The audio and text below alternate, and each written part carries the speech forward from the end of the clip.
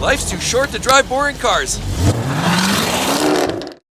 Everybody knows that Toyotas and Hondas can run 3, 4, 500,000 miles. But guess what? So can a Mercedes. Why not? Because underneath, every single vehicle fundamentally runs the same way. With the right care, attention to detail, as well as maintenance, your vehicle, no matter what it is, can run to 500,000 miles. So guess what? I'm going to share a list of tips that can help you get 500,000 miles out of your car regardless of what it is, so you can keep all that hard-earned dollars in your pocket. Let's get into it now.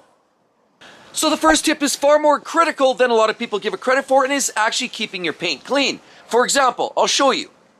As you can see, this vehicle is just coated in dirt, grime, and salt. Why? Because wintertime strikes many states and provinces across the globe. And as you can see, there's your snow. And what the cities typically do in the jurisdictions is throw salt and sand on the roads to try to melt some of the underlying ice to make it safe to drive. But you know what happens after years of collecting salt and grime on your paint job if you don't clean it? It's like this. Right there, you'll notice there was a little bit of structural damage to this particular body panel, and it was kinked, it split the paint, and because it was neglected, now it starts to rust. Now you're gonna have to either cut that out, do some major structural body work, or replace the entire tailgate of this pickup truck.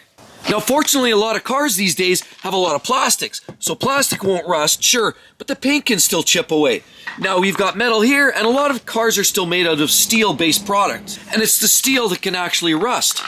So it's extremely important that not only do you keep your car clean, that you actually get underneath and get down below and actually clean these areas under here very well. Because if you don't, you have a situation where the top looks good, but the corrosion starts from underneath and works its way from the inside out. And by the time you see a little bubble or a little speck of brown or yellow, it's too late. The rust has already set in. And if you see a little dot or a bubble, it's probably that much in diameter within the steelwork. So it's critical that you actually clean the area within the body panels, in the fender wells, and give everything a good wipe as well as a wax regularly, just to keep all the grime and salt and other contaminants away from your vehicle.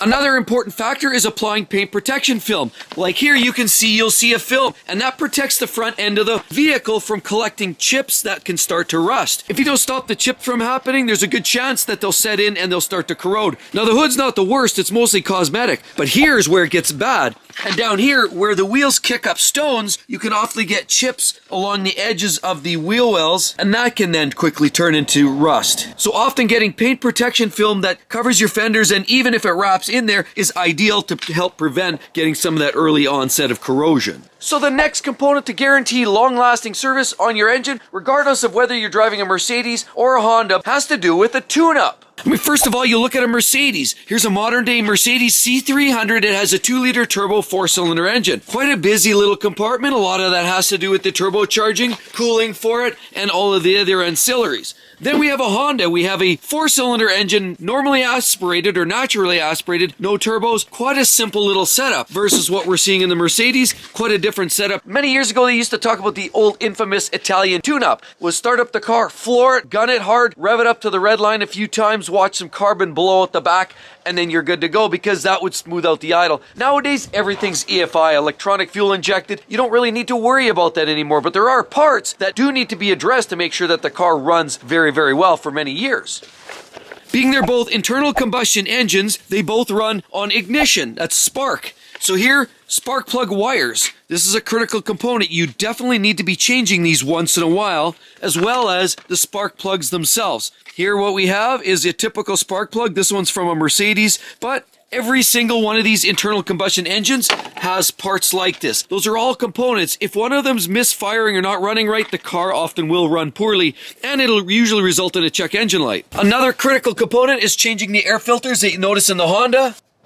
And here on the Mercedes, a filter of its own. Regardless, they all look a little different, but they do function in the exact same way. They also both run on gasoline, so there's going to be a fuel filter. I would highly recommend every once in a while change the fuel filter as well. Keeps everything flowing nicely. Now, normally fuel injectors are not part of a standard service. When they start to deteriorate, you'll notice either they leak down, you'll get poor running, or you'll have a check engine light. But there's another major component that a lot of people fail to talk about when they discuss tune-ups, and that is the infamous EGR valve, or the exhaust gas recirculation valve. For example, Here in the Honda, right here, this is a very easy piece to get at. This is critical. This piece here, you'd never believe the kind of problems this can cause you. But all you have to do is take one bolt, another bolt, and of course the electrical connector, and this comes right off. Then what you can do is use some carb cleaner or brake clean and clean the flanges both on here as well as on the EGR. Do a real good cleanup and get rid of all of the carbon deposits. And yes, the Mercedes has a similar valve buried under the hood here, but that's designed to keep the carbon emissions outside of the atmosphere.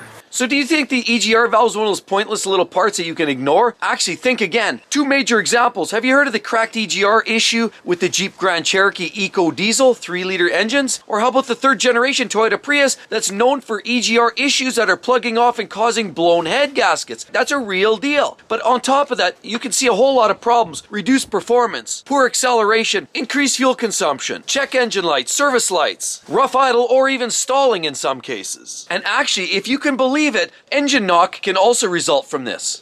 That's right, you can find an engine that's sitting there knocking and you'll wonder why that's actually happening. And it actually could be because of your EGR valve. Because what happens is the valve stays typically closed when the car starts or it's at idle at low speed. As the vehicle warms up, what often happens is that valve starts to open.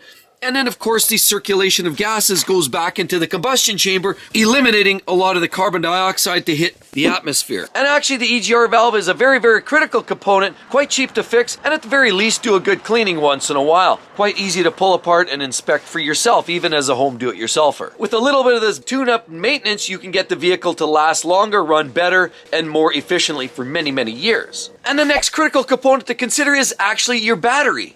Right here, this has a lot bigger impact than you might realize. Look at all the little bits and pieces that are tied and wired to the battery. There was a time when the carbureted vehicles many years ago, all they had to do was turn the vehicle over. Everything else would be good once you had the vehicle running. But the problem isn't the same with modern day vehicles, especially when you're talking about these luxury vehicles has a lot of electronic gadgetry built within. If you run a lower voltage, in other words, the battery starts to get weak over time, basic electrical principles, it's voltage times amps equals power. So if you have a lower voltage level applied to a coil, to a sensor, to a device, that can deteriorate your electrical system over time. Not to mention, a lot of the vehicles now are designed in such a way to start shedding load. So if you have a poor voltage, you might actually have a situation where you don't have all your features and functionality operating within the vehicle. You can even do some basic maintenance yourself at home.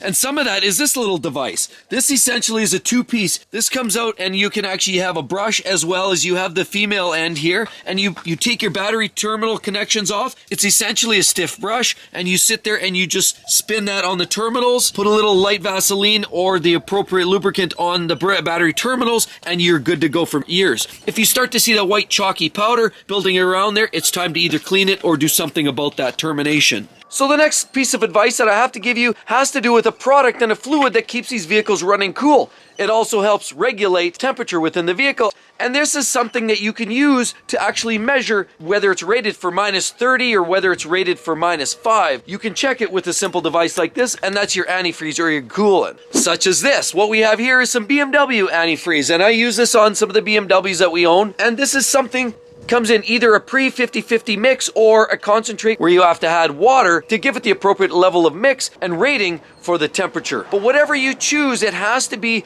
the appropriate style, blend, color, and product for your particular vehicle. Yes, they come in a lot of different colors. You've seen lots from the yellows, the oranges, the blues. You can also get the clear. This one here is blue, actually, BMW. Don't mix colors. If you mix that up, you can wind up with a pretty severe deterioration to your cooling system, and that can cost you a whole lot of money. Now, in many vehicles, there's a pretty quick way to check your coolant level. For example, we'll look on the Mercedes. Right here, you have a coolant reservoir, and of course, you see on the cap, there's a little indicator, and there's a way to validate the coolant level in this particular car. And as well, you always refer to the owner's manual, as you see right there. That will always give you some direction as to how to check it and how to fill it, as well as what kind of product to use.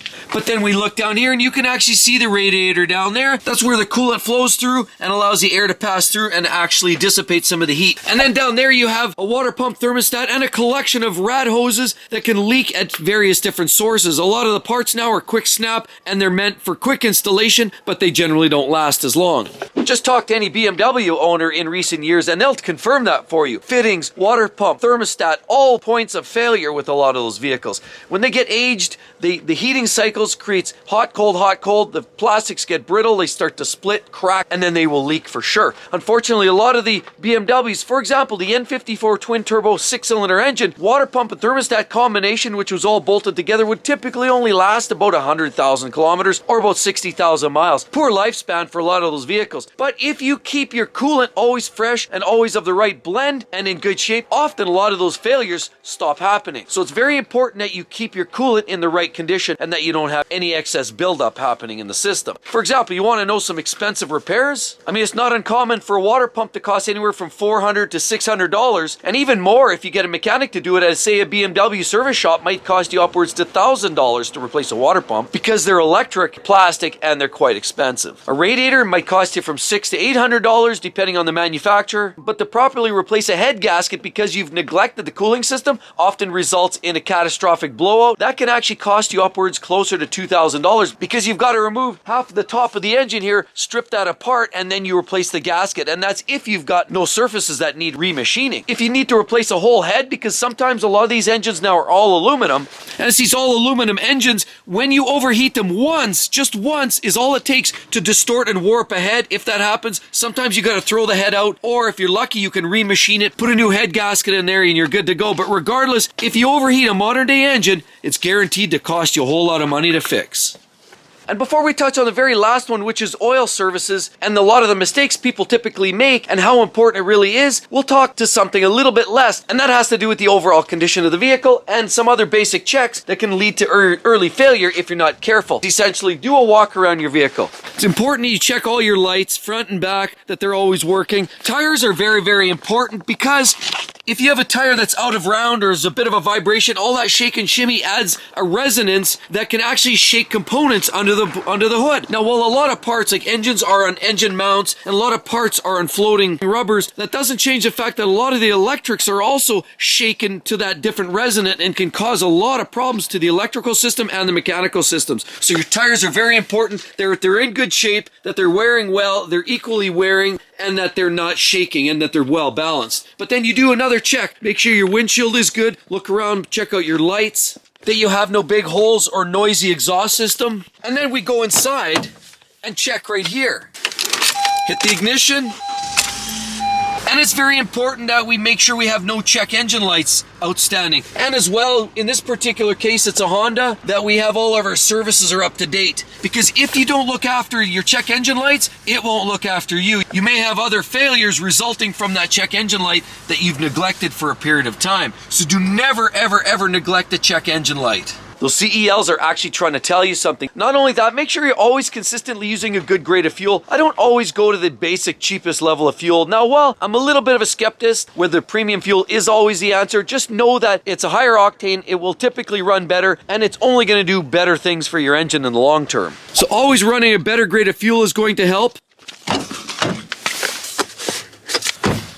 Just like right there, and it usually tells you what type of fuel you should use. For example, right there.